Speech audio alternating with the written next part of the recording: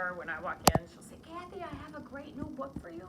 Well, that just happened a couple weeks ago, and I knew it was coming here, so I thought, oh, maybe you guys haven't heard about this. It actually is a series of books. Who knows what a series is? I know. What is a series? It's like it starts from one book, and then when the book is finished, there's usually another book Mm-hmm. that goes with the story. It continues on from that story. Right, and you and I, does anybody have an example of a series? Like Dork Diaries. Mm-hmm. Another one?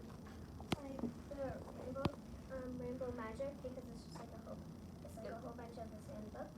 Okay. Yes. Oh, what does that mean when she's going like? That means I agree. Oh, okay, great. Bad Kitty. All right, well, this book is a series of nonfiction. Sometimes when I think of a series, I think of fiction stories like the Magic Tree House and some of the books that you talked about. This is called She Persisted in Science, written by Chelsea Clinton and illustrated by Alexandra Voyager. And there's a little subtitle here that's important. It says, this book is about brilliant women who made a difference.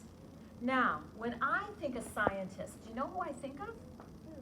Men in science that have made discoveries like Thomas Edison and what? My brother's in science.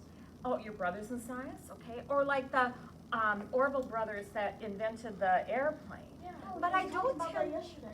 did you? But I don't tend to think about women in science. You know what this whole book is about? Woman in science. Mm-hmm. All the amazing women that made big contributions in science. Now, do you see what the author did here, the illustrator? They put the word persisted in bold letters. Why do you think they did that? Because it's like a long word and that word means a lot. Yes. Do you know what that word means? Persisted. If you persisted. If you persist, you can learn. Like a success. Not quite. You believe in yourself? If you persist, you need to believe in yourself because it persist means you don't give up. You keep at it even when the going gets tough.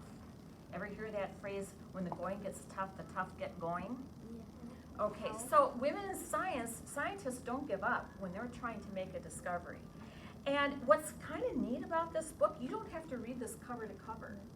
Because what the author did is, there are many different scientists. So what she did was, one page is about the scientist and then she has an illustration. So every time you turn a page, it's about a different woman in science that made a huge contribution. This one happens to be about a scientist that's still living today, Jane Goodall.